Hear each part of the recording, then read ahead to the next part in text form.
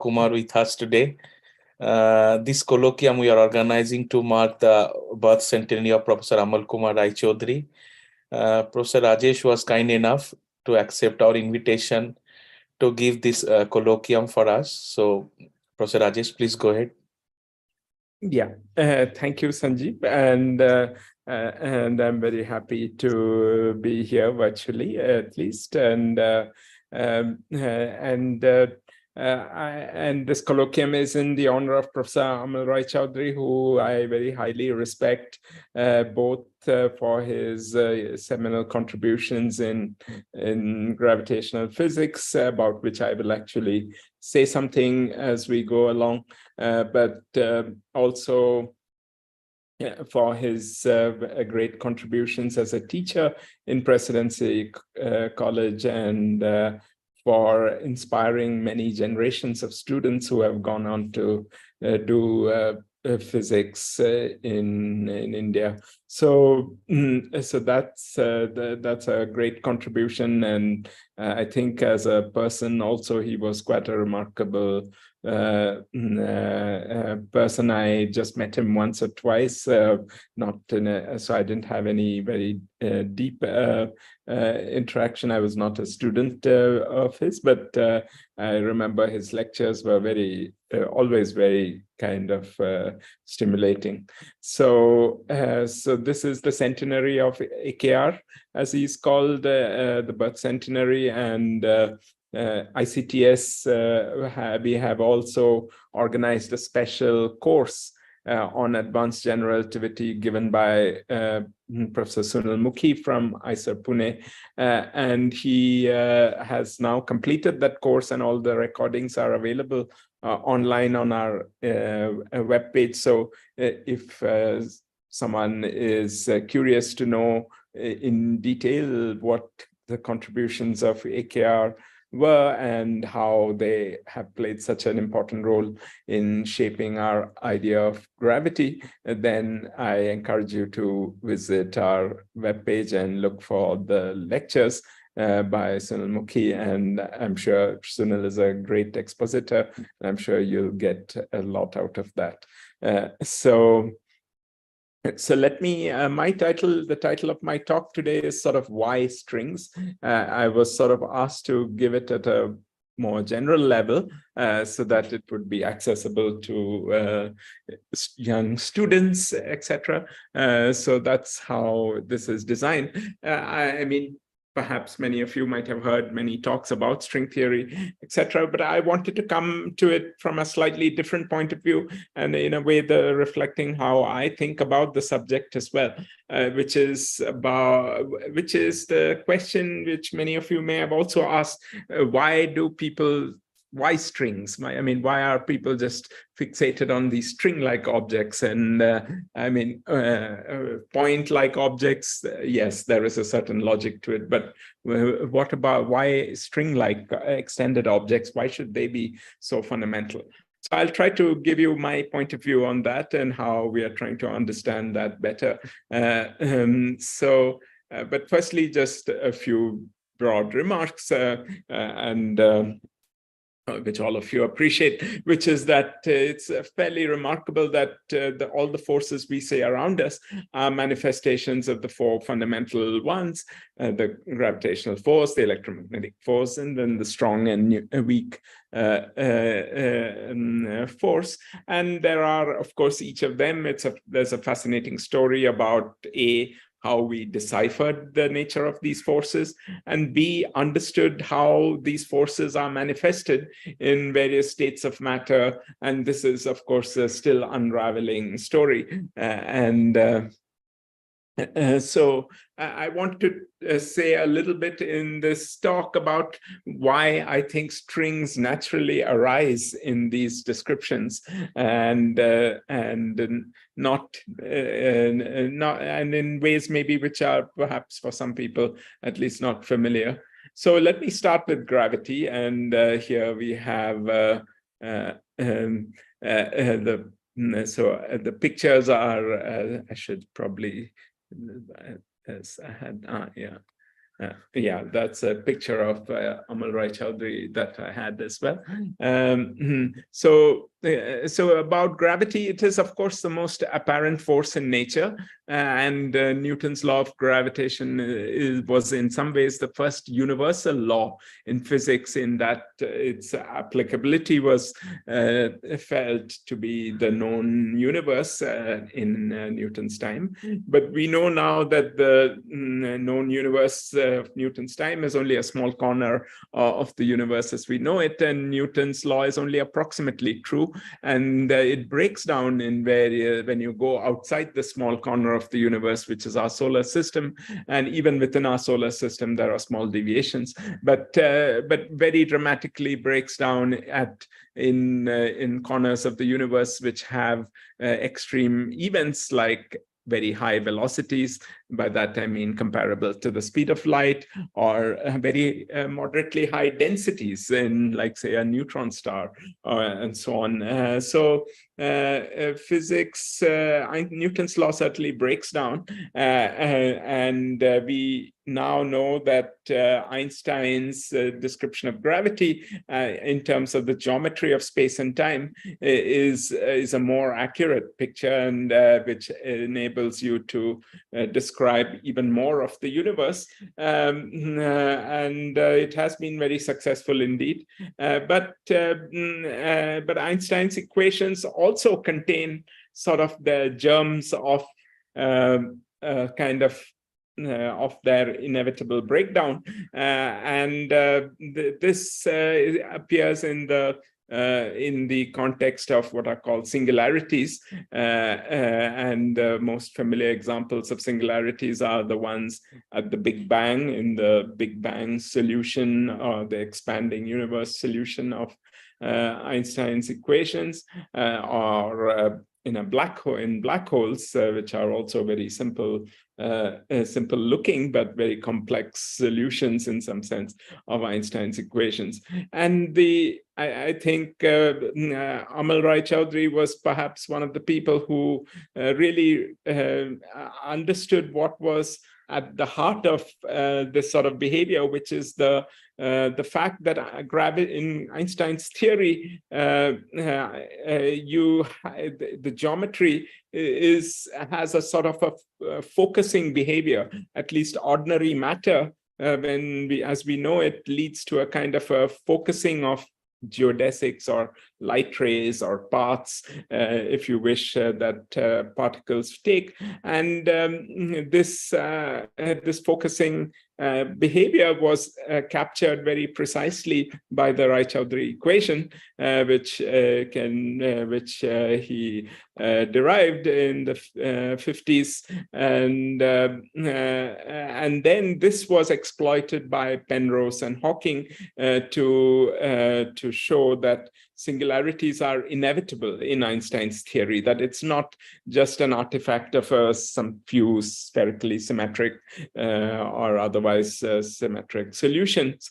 It is generic in the sense that initial conditions of a very broad kind will inevitably lead to these singularities because of the Raychaudhuri equation, because of this focusing property. So it's a signature that Einstein's description also, like Newton's description, is incomplete, and we need to go beyond it. And of course, this is something we'll come back to later. But this is the situation with respect to the first force in our list, the force of gravity.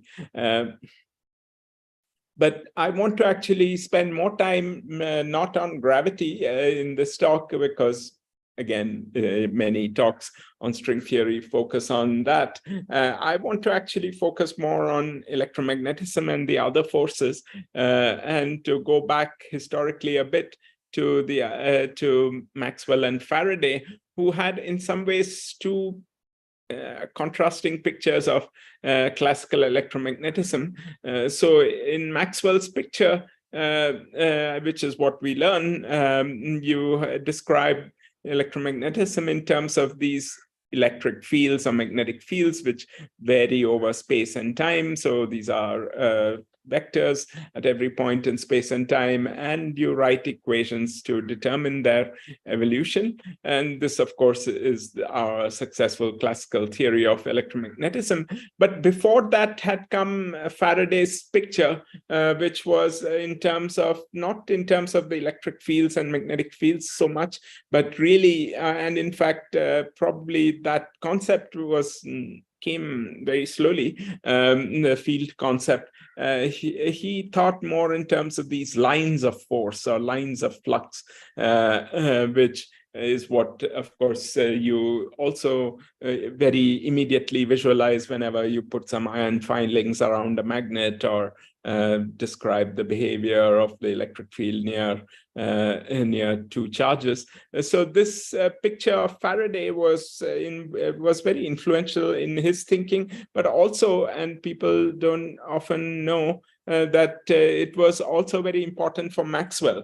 And Maxwell struggled very hard to write down equations for these lines of force. So if you see historically in the 1850s, early 1850s, he was trying to model these lines of force by kind of tubes of flow of an incompressible fluid, sort of what we would now call a vortex-like tube.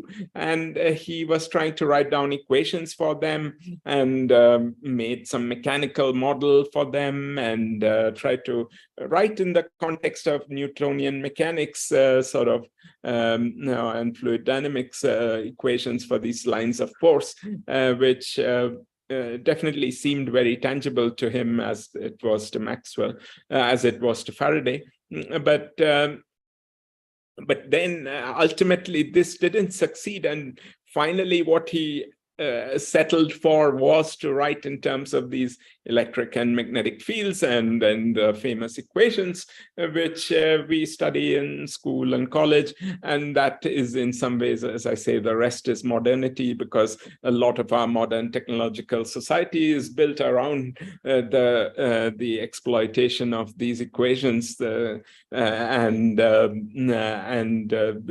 that's at the heart of much of modern science and technology. But of course, people went deeper and realized that there were situations where the classical Maxwell's equations don't seem to be quite valid. And this was sharply posed by the existence of stable atoms, where you have a charged electron going around a nucleus, because Maxwell's theory would have told you that the electrons radiate and lose energy. This paradox or puzzle came at around the same time when light itself, we know, had exhibited wave and particle-like nature, the photon versus the classical light wave. And this is a nice cartoon that I saw on the internet, which kind of captures this wave particle duality. You can see PARTICLE. If you squint at it one way, and you see it as WAVE in another way. So I thought that's a nice, clever capturing of the wave particle duality. You can't see both at the same time. So we now know, of course, that ultimately electrons, protons, and so on also have a wave-like nature, and this is at the heart of the quantum description of nature. Quantum field theory is in some ways the comprehensive framework that unifies these waves and particles, because the waves come from the fields. That was the Maxwell's idea of electromagnetic waves arising from the electric and magnetic oscillations of the electric and magnetic fields. So in a sense, in a quantum field theory, you bring together both the wave and the particle nature in a very unified framework, so you have fields and their oscillations or localized excitations, which are particles. So you have both possibilities in quantum field theory. And this is just a simulation I took from the internet of in some ways the quantum fluctuations in the vacuum, and you can see all kinds of localized fluctuations, and in addition to, of course, the oscillatory ones that one typically has. And this this framework was applied very successfully to electrons interacting with light, and which is what gave us the first theory, QED. That's, as many of you probably know, it's a triumph of the scientific method that we are able to describe observables, calculate observables, in this case, what is called the anomalous magnetic moment of the electron. We can compute it using the theoretical framework of quantum field theory up to 13 decimal places or so, or more actually, but at least with that accuracy to 13 decimal places or so, and then match it to experiments to the same accuracy within the error bars. So this is quite remarkable, both in terms of the precision of the mathematics underlying this theory, and the amazing technological advances that enable you to measure something so accurately. So this is, of course, something as physicists we can all be very proud of. And QED is indeed one of our very successful, and it was the first quantum field theory and a very successful description of nature. So this became the template for most of the other forces. So we had the strong and the weak interactions. But one of the reasons that the QED was very successful was that the strength of the interaction was quite small. It's what is measured by the fine structure constant, E square by H bar C in some appropriate units. So these are, it's a dimensionless number built from the strength of the electromagnetic interaction, the basic unit of charge, Planck's constant, and the speed of light. And it's approximately 1/137. And this number governs how big the quantum effects are. So they are about 10%. They're about 1 in 100, 1%. This is why, of course, that the quantum effects are small enough that you can neglect them when you're building an electric motor or a transformer. But when you go into the atomic level, these become important, and you have you have to take into account quantum effects. But nevertheless, you have a systematic way of calculating in an expansion in powers of this small perturbation, so to say, or small sort of correction coming from the interaction. So there are electrons and photons are kind of free to first approximation, but they start interacting with each other with a strength that is set by this, and quantum effects in some ways are measured by the strength of the quantum effects are measured by this quantity. So this is the reason why the classical description is a good first approximation and this is why Maxwell and Faraday and so on could arrive at a very accurate description without knowing about quantum mechanics. But coming back to our the line of thought I was mentioning, this fact that this strength is very small in some ways is responsible for the lines of flux to be very floppy, and in the sense that the charge, the lines of flux spread out all over the place. They don't really they don't have a so to say, a tension, and this is why, in some ways, Maxwell or anyone else after him didn't really succeed in describing electromagnetism so well in terms of the lines of flux. But when we go to some of the other interactions, in particular the strong interactions in the nucleus, this is no longer the case. This nuclear force is much stronger than the electromagnetic force, and because it acts on the protons and the neutrons and keeps the nucleus from flying apart. So it definitely has to overcome the electromagnetic repulsion of the protons to be able to bind different protons together into a nucleus. And in fact, we now know that this force behaves quite differently from electromagnetism. The force actually grows with the separation, unlike the Coulomb law, where the force went down with separation. And it has this behavior called confinement, which is can be understood, and this was in the 70s by various people like Nambu and Mandelstam and Toft, that the strong interactions, the lines of flux behave very differently from how they behave in Maxwell's theory. They are kind of bundled up into a string-like tube because of this phenomenon of confinement.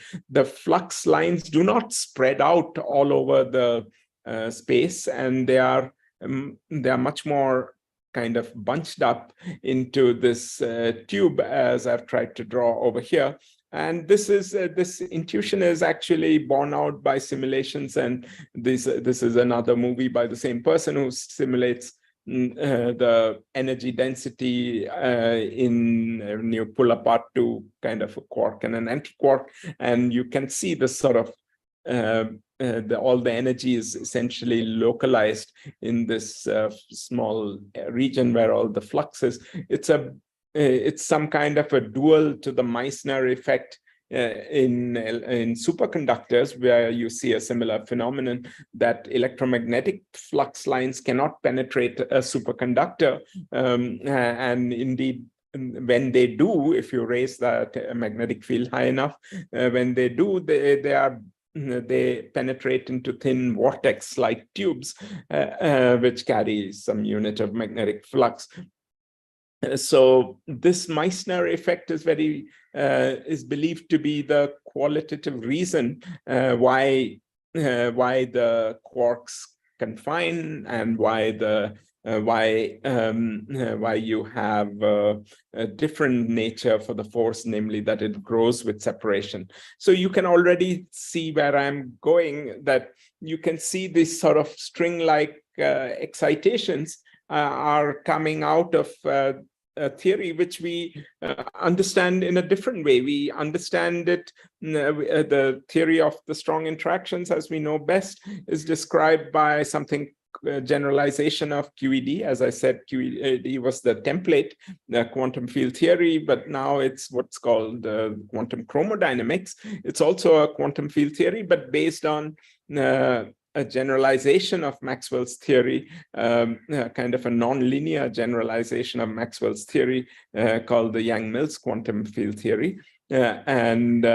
This theory is very successful in describing the behavior of the quarks, especially when they are when the separation has become very large, or the separation is very small, or the energies are very large.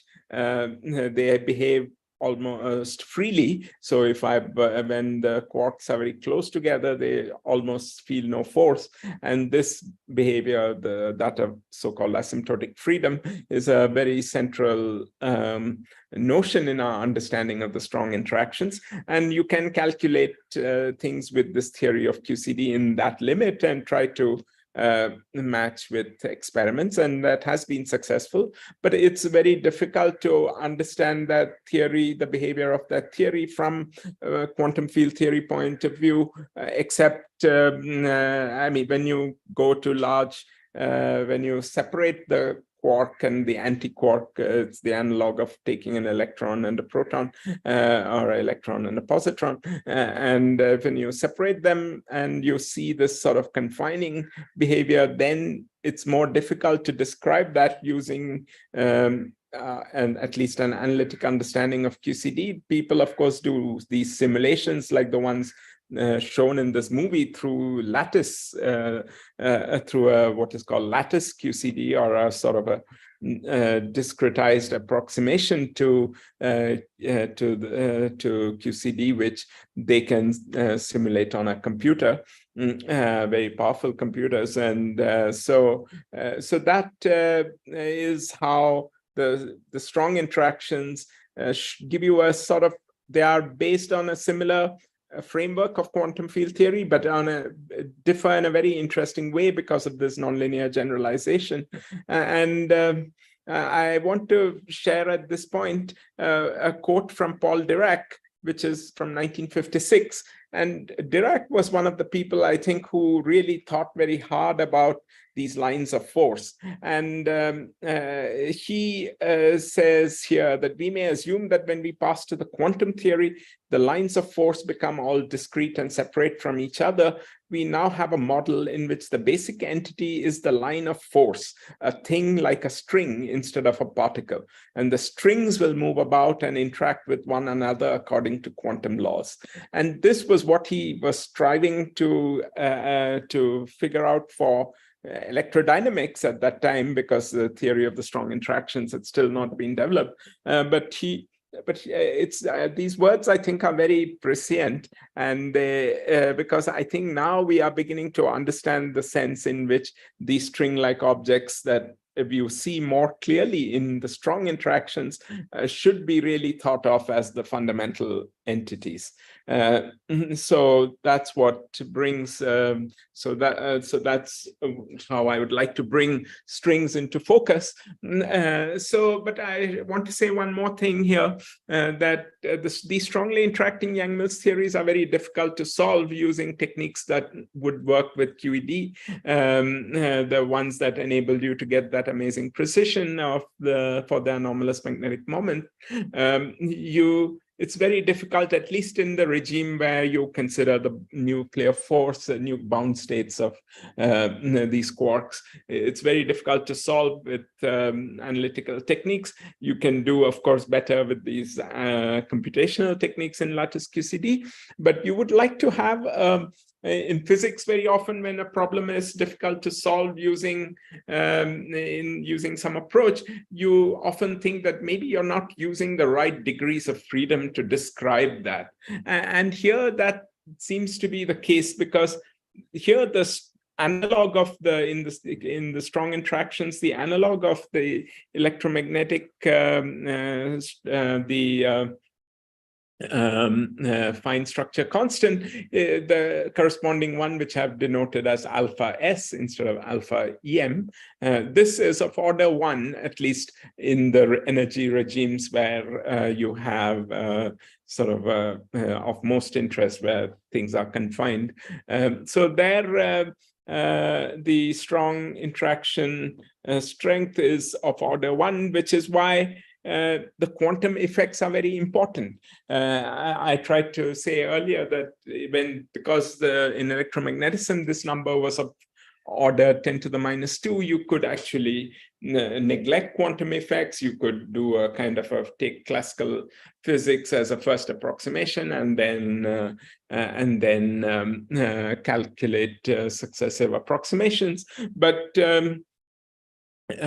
you can't do that in the strong interactions because of this. So my previous comment that maybe you're using the wrong degrees of freedom, and we already see that this string-like nature of the strong interactions comes out very naturally, and it goes back to, I mean, the Faraday's lines of flux, and what Dirac was trying to make more precise as well.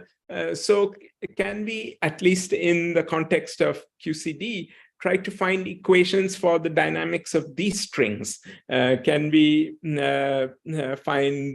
describe the strings in some good way? And in fact, very long ago, in about the 1970s itself, people realized that the various bound states of QCD in some ways are described fairly well by the excitations of a relativistic string. So if you just look at the different excitations of that of a relativistic string, you can capture the first approximation, many of the features of the strong interactions. But there were other properties of the QCD, for instance, the so to say soft nature of the scattering amplitudes. I mean, the behavior described by asymptotic freedom, which was different from the soft nature of the amplitudes that would be predicted by the string picture. So other properties of QCD were not quite matching with that of a string picture. And so that's why this picture of the string was around from 1970s for the strong interaction, but people could not really do very much with it. And one of the reasons also is that if I look at the string, you could see even in that picture, the simulation, it appears to be like a fat string. It has a thickness. So its detailed properties are quite different from the kind of idealized strings that you can most easily describe, which are sort of one-dimensional objects in the sense that they have no thickness, but they have an extent. And the motion of these one-dimensional objects in a four-dimensional space-time, and it's perhaps not surprising that that is different from what the QCD string, the string underlying QCD or the flux string of QCD would be, because that's more like this kind of a fat string. So there was a kind of an impasse, and people didn't really know how to take this forward. But there have been insights from late which have, I think, helped to clarify how we might get around that. And we have still not managed to really realize it. And that's what I will try to talk in the remaining part of this talk. But at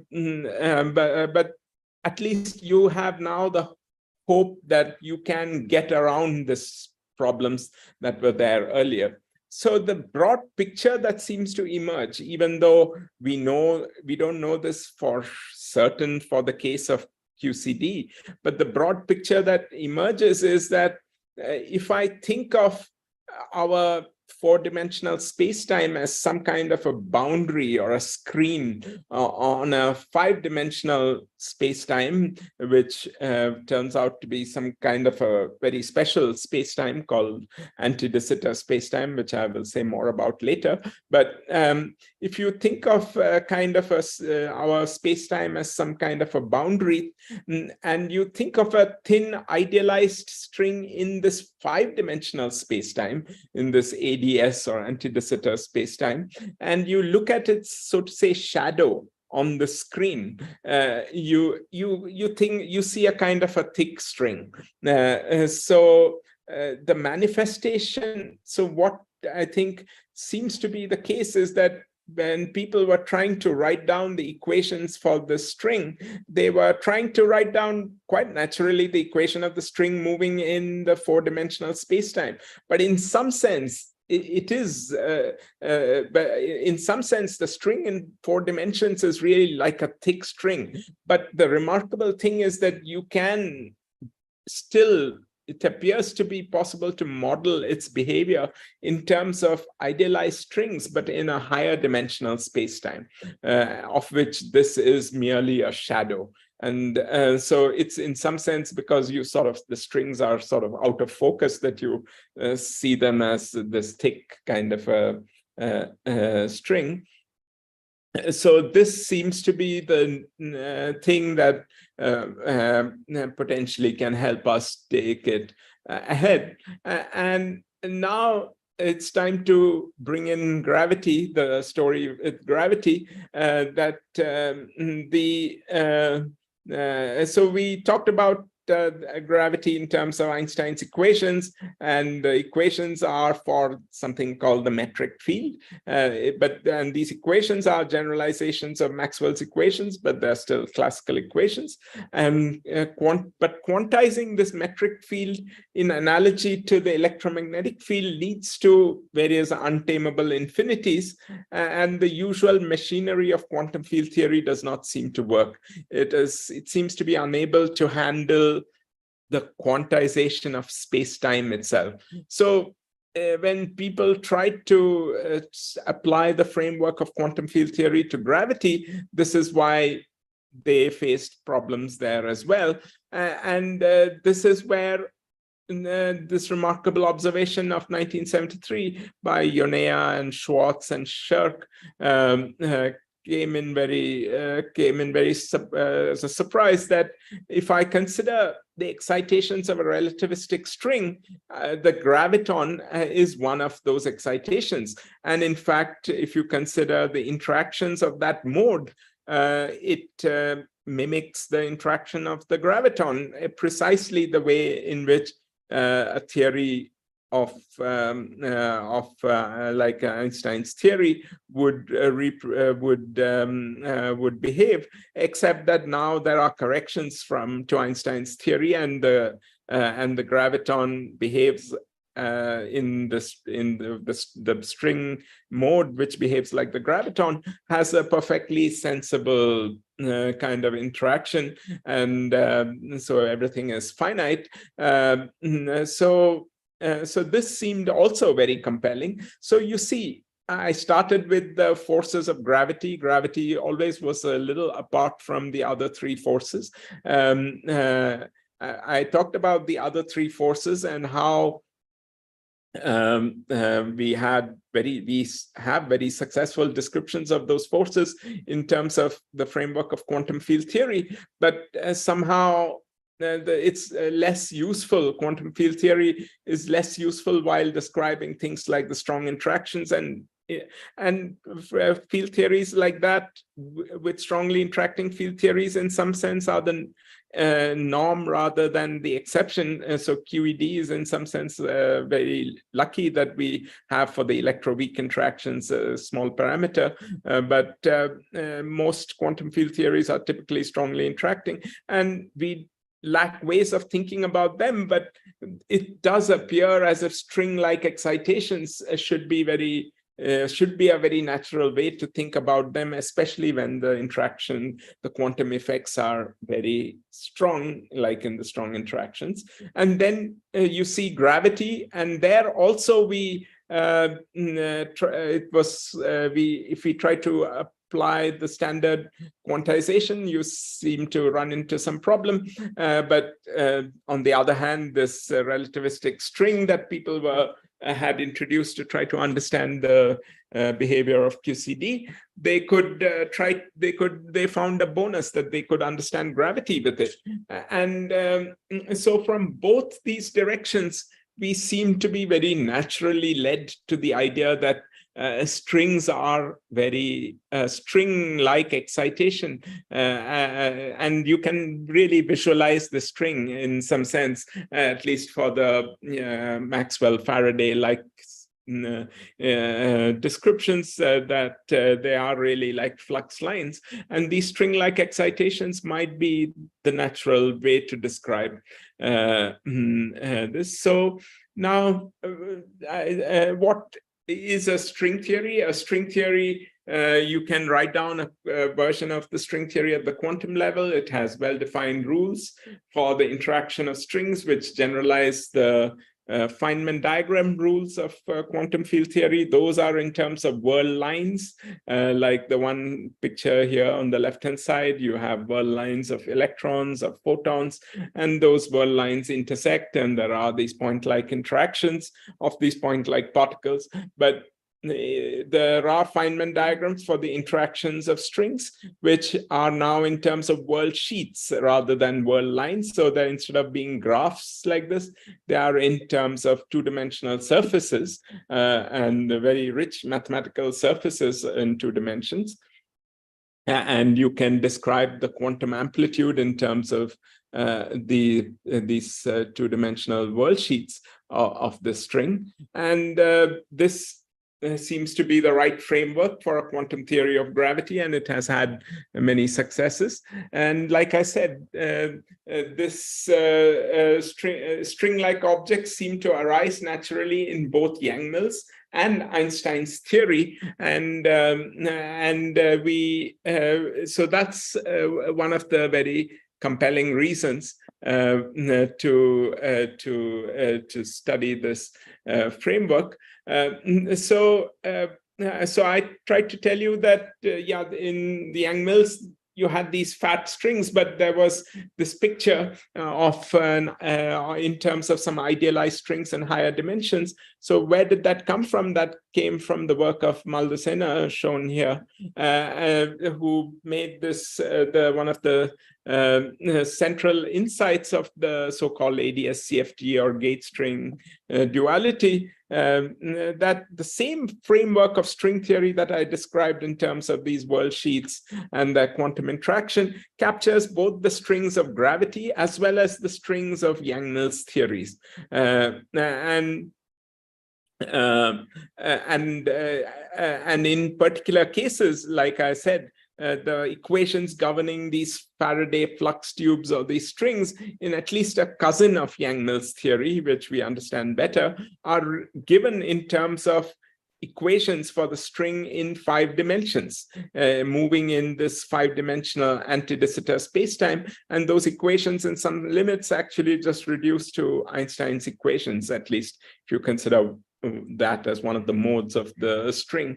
And this is why one can describe the quantum anti-de Sitter spacetime in terms of a quantum field theory in one lower dimension and this holographic picture. So, and this has many other implications in explaining many puzzles, such as black hole entropy, going back to the work again of Hawking, etc. But I won't describe that. I'll try to, in the last part of this talk, just give you a little flavor of this gauge string duality and some of the work that I've been doing in this.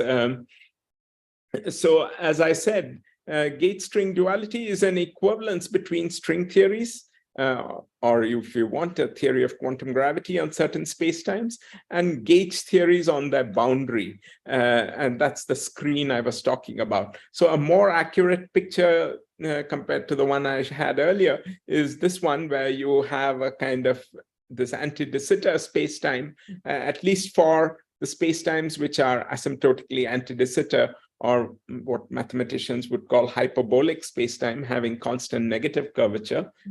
You can view the anti-de Sitter spacetime as sort of like a solid cylinder. Just think of a cylindrical block of metal, the inside as well as the surface of the cylinder, and that's and you put a certain geometry on it so that the metric on it is, so to say, this hyperbolic metric. Then that space-time you can think is in some sense the anti-de Sitter space-time, with the vertical axis of the cylinder being the time part. And if you take cross-sections, the horizontal cross-sections are the spatial part, which are also behave like hyperbolic spaces now. And you consider this space-time and quantum gravity or strings in this space-time. And the claim is that there's an equivalence of the quantum gravity or the string theory on this space-time, the equations for the strings moving in this idealized strings moving in this space-time, and quantum field theories on the boundary of that space-time, or more precisely what is called the conformal boundary of the space-time. So the quantum field theories that one has on this conformal boundary are a special class of quantum field theories called conformal field theories, which are in some sense was understood by Wilson long ago as governing the behavior of quantum field theories in general. So the class of quantum field theories you consider here are these conformal field theories, and And the claim is, the striking claim is this equivalence between these two, and this quantum, these conformal field theories are gauge theories or Yang-Mills theories, like I said, and they are based often on gauge groups, which is maybe SUN or UN. UN, to remind you, is the group of unitary n by n matrices.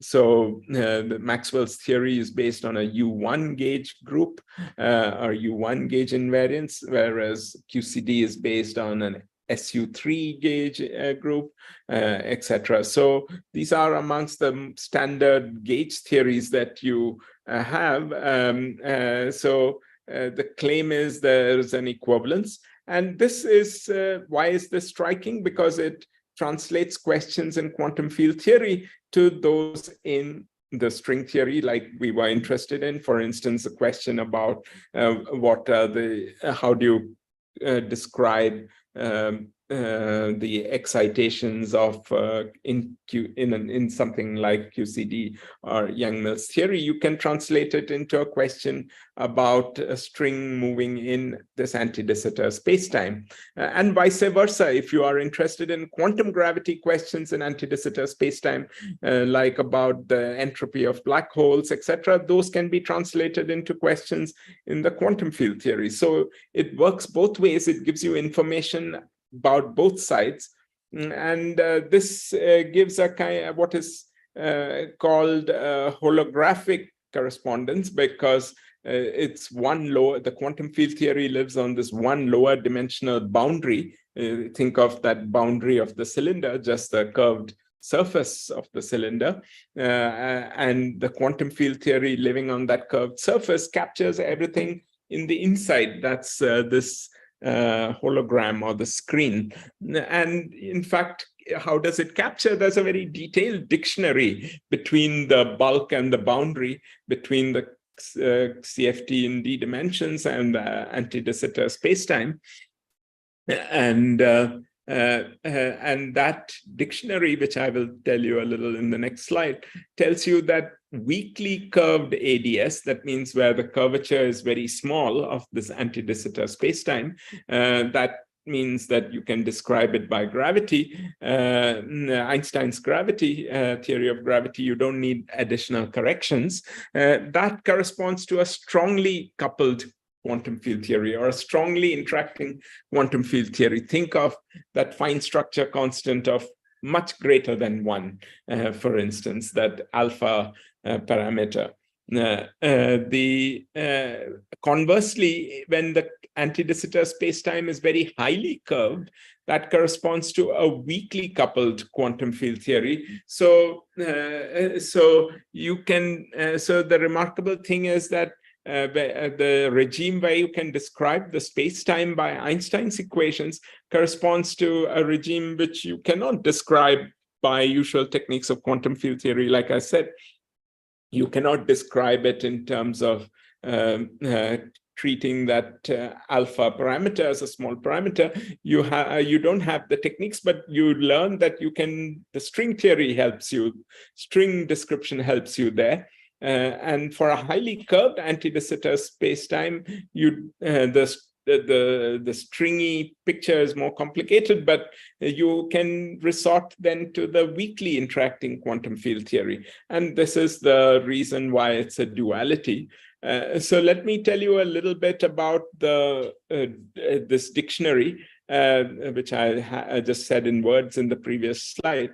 So the radius of curvature of the ADS, which is measuring how highly, a large radius, just like a large radius sphere, is almost like a plane. It's not very highly curved. Similarly, a large radius ADS is a very weakly curved anti-de Sitter spacetime, and that is proportional to the parameter lambda, which I think I forgot to define it here, but it's essentially the alpha parameter that you can think of it as it's related to the alpha parameter together with a factor of n. So it's the analog of that strong interaction parameter. And so the very strong coupling you see corresponds to very large radius or very weakly curved anti de Sitter, just like I said. And conversely, very small radius, which is very highly curved spacetime, is where the lambda parameter or the alpha parameter is very small. And there is one more parameter, the n, that entered into this SUN gauge group. And that's related to the so-called stringy, the string expansion parameter, the string interaction parameter, which I won't be using, so I won't really need that, but I have just recorded it over here. So the parameter space is essentially two-dimensional. The vertical axis is the one which corresponds to this 1/n or the string interaction. But if you can forget about that for the time being, you have a horizontal axis, which is parameterized by this lambda, or equivalently the radius of the curvature of the anti de Sitter spacetime. And lambda goes to 0 is what we would think of as described by the perturbative quantum field theory machinery of QED, whereas large lambda or the limit where the radius is going to infinity is the one where the curvature is very small. So both these limits are very interesting, because this is the limit, as I said a few times now, described by classical gravity, whereas since the radius is very large, but this is the limit which is where the coupling is very small, so you can describe it by perturbative quantum field theory. A lot of the work in the ADS-CFT correspondence has been in this gravity limit, this limit, because this is very tractable. You just have to solve Einstein's classical equations in anti de Sitter spacetime or asymptotically anti de Sitter spacetime to learn some amazing things about strongly interacting gauge theories. And people have tried to describe things about the quark gluon plasma, or try to at least extrapolate and get some insights into the behavior of QCD, etc., by looking at this regime. So that's what I say over here.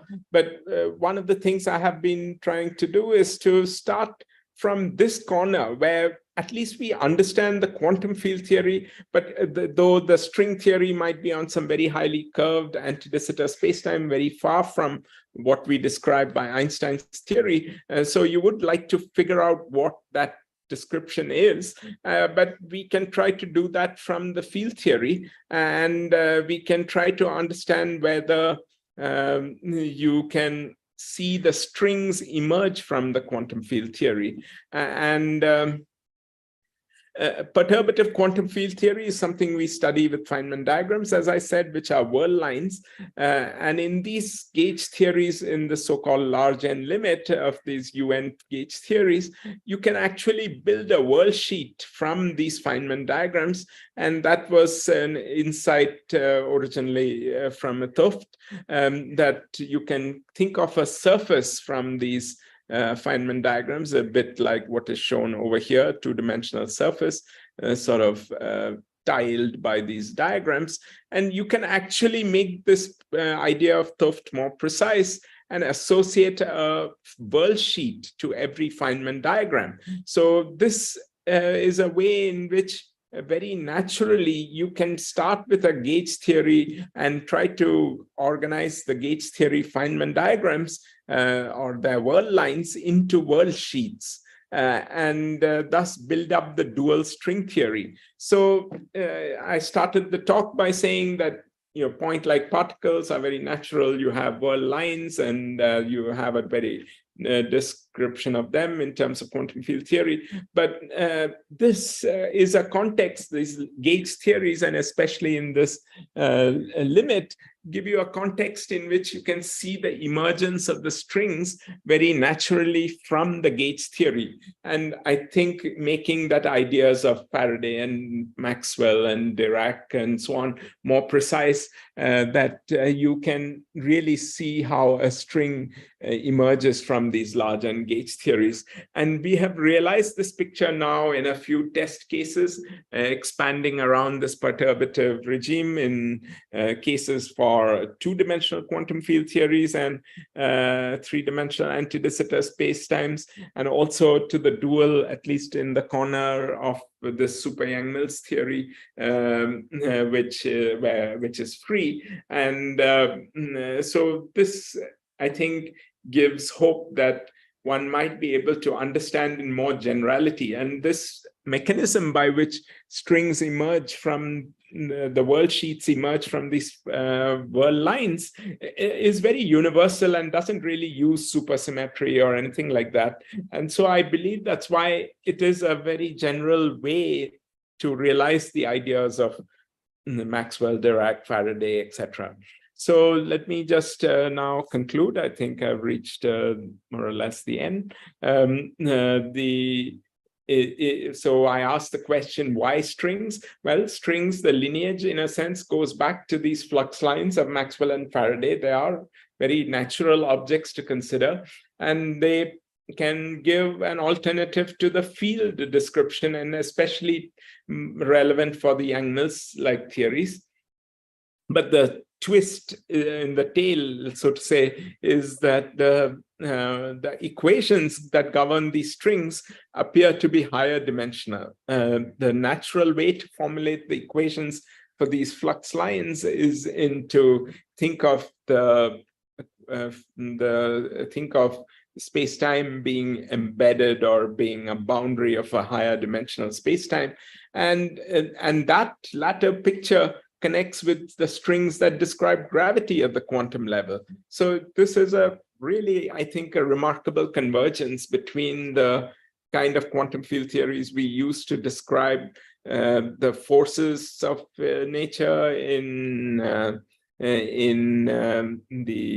non-gravitational sector, and the description. The same strings capture the gravity, the quantum level, and there's a kind of a duality between them. So I think we are now making this progress towards deriving such a duality between fields and strings, and hopefully we will be able to see this for concretely for a theory like QCD. So thank you very much for your attention, and I'm happy to take questions. Thank you, sir, for this lucid colloquium and for motivating us that why strings are quite fundamental. So now the stage is open for questions. So please, if you have any questions or queries or comments.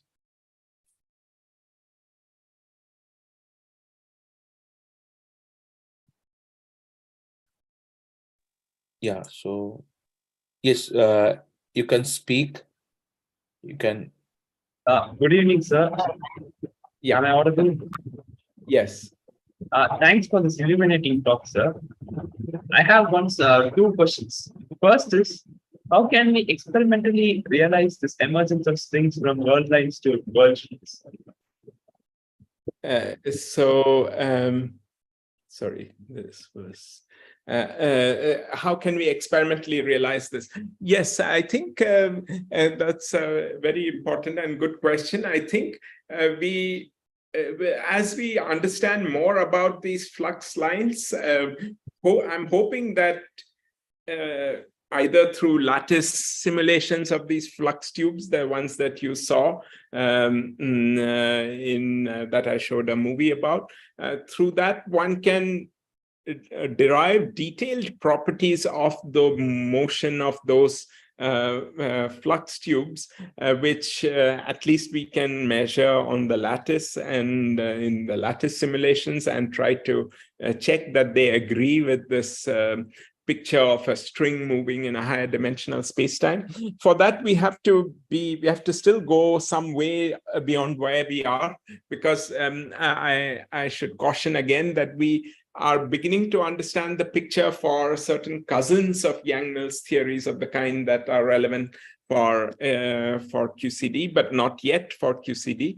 And so there are still several steps to go. But if we can make that, take it towards understanding theory like QCD, we can try to test it through lattice simulations, maybe even at some point indirectly through some of the detailed behavior of the bound states the bound states of these quark antiquarks, because they are in some sense coming from the modes of these strings. So experimentally from there, perhaps even, I don't know, even one could even think at finite temperature through the probing the quark gluon plasma. In some ways, maybe you could try to learn something, but this is still very much I think very much in the future. But I think being able in principle to understand them will open the doors for experimental testing. Thank you, sir. And my second question is, we have associated 3 space dimensions and 1 time dimension in the case of 4-dimensional space-time. But in the case of a 5-dimensional space-time, what will be associated with the 5th dimension? What will we associate? With the 5th dimension.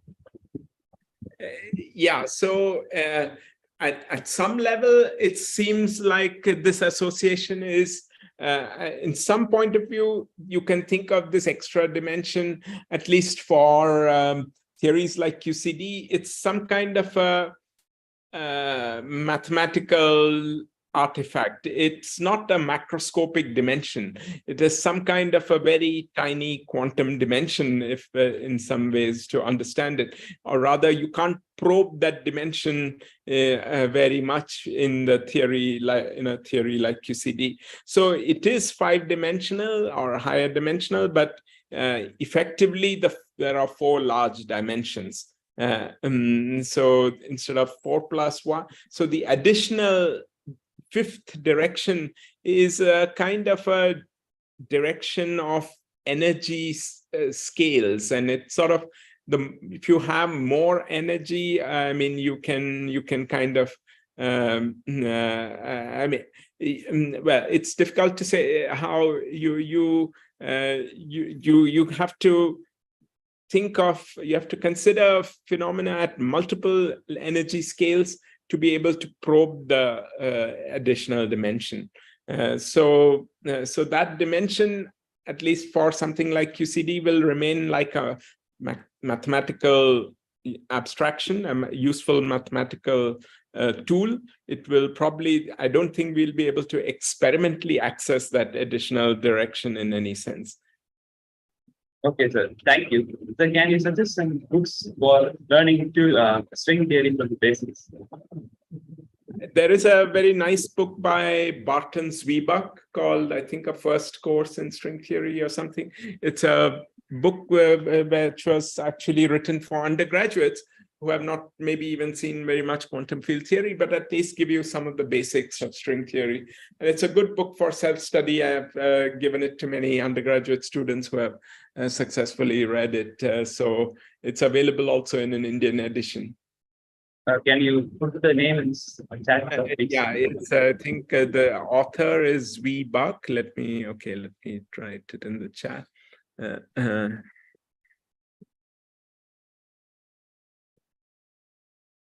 Thank you, sir. Yeah. It's called First Course in String Theory or something, but if you search under this name, you'll probably find it.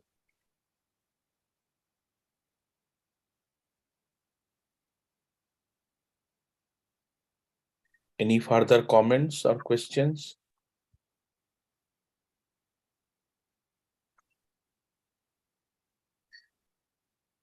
Ajitji, you have any comments? I see you are unmuted.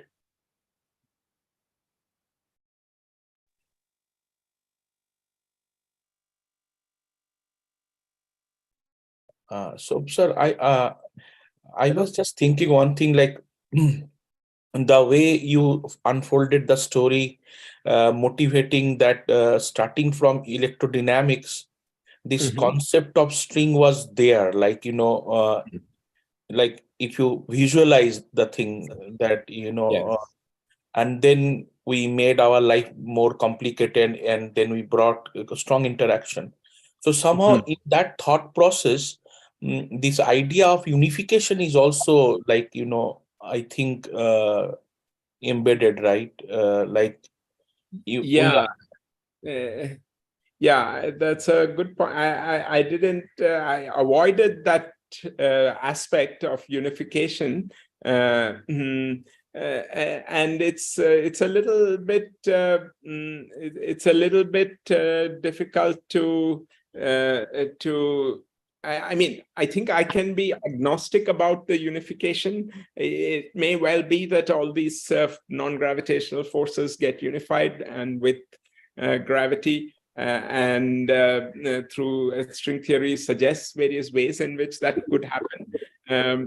But even without that happening, I was trying to say that there's a very natural sense in which the strings are describing these forces, and it's slightly different from the conventional way in which unification happens in string theory. So it's slightly different from that. So that's why I didn't bring in that angle. But it's also not completely unrelated. These are Yang-Mills degrees of freedom arise in string theory in a couple of different ways, and this is the one way through the so-called D-branes that it arises in string theory is what is underlying this duality here. But yeah, there are, but the way that, I mean, people do try to unify. Try unification models using these D-branes, in which case they are not so totally different. In fact, there are ideas also of Randall, Sundaram, and so on, which arise from this ADS-CFT, which are kind of related, but it's not. It's logically a little independent. Yes, Aditi. Hello. Yes, can you hear me? Please. Mic was low actually. Rajesh, thank you very much for a very nice talk. Yeah, I was just thinking, you mentioned in the beginning that the Maxwell attempts for writing a theory of flux tube didn't work because of weak constant, fine-Frank constant, and so the lines of force sort of spread out. Like for QCD in this case, they are sort of get together, you get flux tube picture. Now, so the difference, of course, is because QCD is confining theory. And here we don't have confining theory, not necessarily the coupling constant strength. So what I was asking is that, sorry. I mean, even in electromagnetism, you have this Meissner effect, and you have vortex in a superconductor. You can have vortex tubes, but that's a different phase. But it is in some sense related to that, because it's the vacuum in these strongly interacting theories is not the perturbative vacuum. So that's important, I think, because the perturbative vacuum of gauge theories would be very different from that of the confining vacuum. So you really need, I think, that different phase, and that does require some kind of a strongly interacting system. So in your, for example, when you derive this world sheet string picture from Feynman diagrams for gauge theory, it would work even for abelian gauge theories in a strong coupling regime? So in an abelian gauge theory, what happens is this interaction of the strings is related to 1 over n of the UN gauge theories. So when n is something like 1, then the strings are also strongly interacting. So it's a highly the string description is also very quantum. Okay, I understand. So you cannot describe it with classical strings. Okay, I see. Okay, one other question. From the talks I have heard that this strong, when you do this ADS-CFT duality, then for example, a strong gravity regime would be that of a black hole, which corresponds to weakly coupled, say, finite temperature quantum field theory. Okay, yeah. I have heard that. I mean, this is. Right. I was just curious to know. Yeah. Sorry. Say it. No. I mean, it's broadly the right picture that a black hole corresponds to. In fact, I would say it's a strongly interacting gauge theory at finite temperature. Yeah, I shouldn't have said weakly interacting, but mainly finite temperature quantum field theory. Correct. Yeah. What I wanted to understand is there, just a curious question, is there any ADS shifting analog of wormholes? You mean what does a wormhole correspond to in the field right. theory? If I have a wormhole in the bulk, what would be a corresponding gauge theory of that on the boundary? Yeah, no, that is a very good question. Actually, a lot of people have been thinking about that in recent times. It's a kind of a non-perturbative effect in the gauge theory also. And it would be something a little bit, I don't think it's very easy because it kind of joins together two distinct space-time geometries, which have both their asymptotic regions. So in some ways, it requires sort of two copies of the field theory. And some kind of a coupling between two copies of the field theory. It's a bit like you may recall this finite temperature field theory. There was this doubled field theory idea. The real-time formalism. Real-time formalism. Exactly. So it is like that doubled field theory kind of behavior. Because that doubled field theory really corresponds to a wormhole-like geometry. So interesting. So the black hole would correspond to, say, a quantum field theory in imaginary time formalism, let's say, finite temperature, whereas this will correspond to the real-time dynamic of a finite temperature field theory. You can think of it that way. You can, the Lorentzian continuation of a Euclidean, wormhole. It's a Lorentzian continuation, correct? Okay, thank you very much.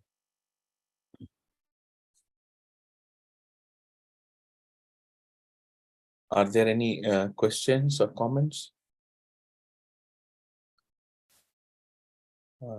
I don't see any hands, sir. It was really nice listening from you.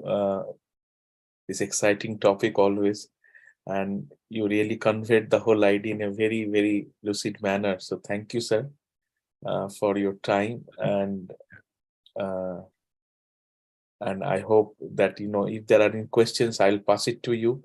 And if we can have a copy of your talk, then I will share with our students at our institute. Okay, I'll send a PDF version of the talk. Thank you. Thanks a lot, sir, for your time. Not at all. All the best to everyone, and bye-bye. Thank you. Thank you. Bye, Sanjeev. Bye.